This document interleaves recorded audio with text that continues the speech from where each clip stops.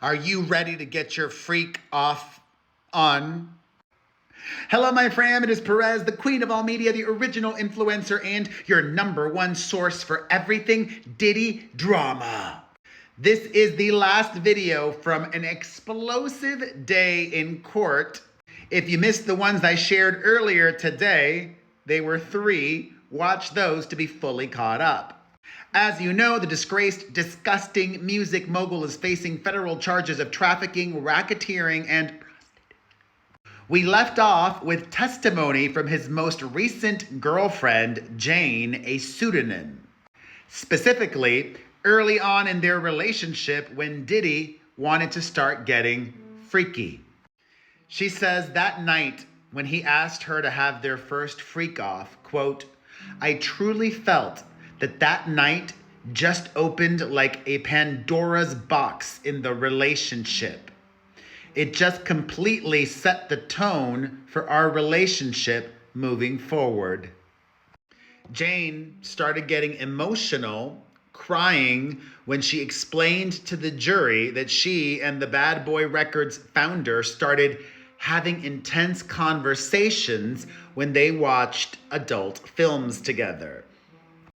She explained that they would be high when they were watching this adult content, and Diddy would probe her with questions.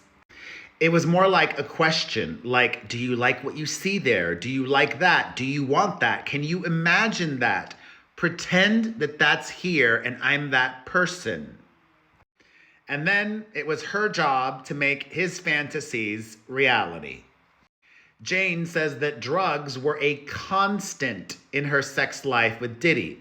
They included ecstasy, the coca, the K. Diddy likes to party hard. And remember, she was dating him up until his arrest this past September. He was in his 50s and still going so hard. But Jane said that she, for the most part, at the beginning, enjoyed her sex life with Diddy. And they were 12 or 24-hour-long drug-fueled sessions that often included lots of baby oil. Baby oil is back in testimony. Jane specified that at that point in their relationship, sex with Diddy was consensual. Jane testified that her job is being an influencer. So a lot of people are probably trying to figure out who she is right now. That's why I just want to take a moment to say thank you, Jane, for your courage and bravery in speaking up and helping secure a guilty verdict for this monster. Jane testified that Diddy would pay for her flights to see him in Miami for their bi-weekly meetups, and he would regularly shower her with extra money, such as $6,000 for a moving truck when she needed it. Asked by a prosecutor what Diddy said about why he was giving her money, Jane replied, "Just because."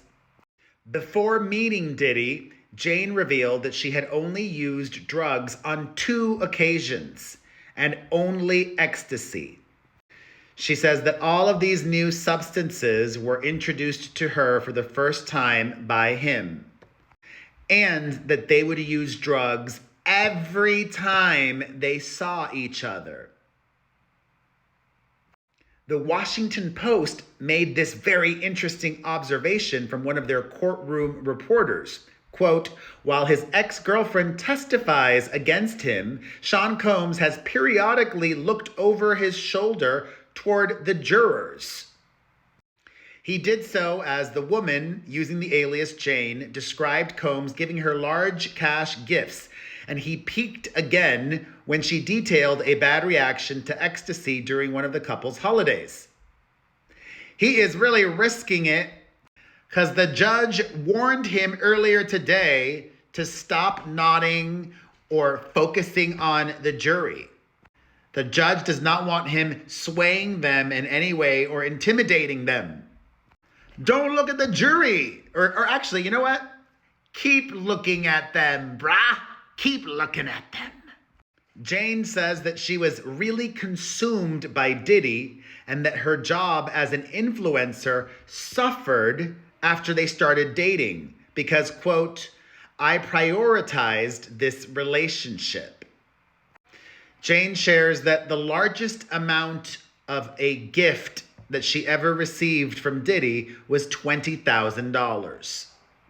And in addition to money, she would also get gifts from him. Jane testified that he bought her a bracelet that said love. And then they started saying the L word, she testified. Yeah, and he was banking other women too. Jane detailed that first freak off, saying that she was really nervous. She described sitting on a couch in a robe with Diddy telling her to relax. Then he instructed her to stand up and dance. He had arranged for a man to come over, promising her that it would be fun. This guy was Don. She testified that she remembered Don touching her leg and making her feel uncomfortable. She then allegedly started to touch him. Jane claimed that Diddy was watching and touching himself and that he wasn't wearing anything. She told the court things got hot and heavy and there was foreplay before oral and then full-blown S to the E to the X. Diddy kept watching and then talking. She said he was in a positive mood, being encouraging and sweet. She said that she then went to the bedroom because she was ready to speed things up a bit and that it was time for the nasty. Jane testified that she asked Don to wear a condom, but Diddy told her that he was safe and got tested all the time. She claimed she was nervous at first, but at the very last moment, Diddy gave Don a condom. After doing the deed, Don left. Jane then testified that she and Diddy then made love, just the two of them. Eventually, Jane moved to Los Angeles and Diddy paid for that. Jane testified that Diddy, quote, all the time wanted her to wear provocative lingerie whenever they had the freak-offs. And yes, we bring up baby oil again, saying that Diddy wanted her to just have it all over my body and his. After that first night, she says, there was so much of it after, and there was too much of it. Jane says she thought that first freak-off was a one-time thing and that she did not want to keep having sex with other men. Jane says that Diddy dismissed her repeated requests to stop bringing other men into their sex life. Jane estimates that about 90% of the time she had sex with Diddy, it would involve another man. After that first freak-off, 90% always someone else, not just the two of them. She said she initially went along with it because she wanted to make him happy. She said she eventually started to complain about the other men, both verbally and in writing. She said mostly in writing because there was tension and Diddy was dismissive anytime she broached the subject in person. Jane testified that Diddy would call the freak-offs hotel nights. Jane testified that they broke up during their relationship following a fight and got back together. Combs then suggested they agree to a contract.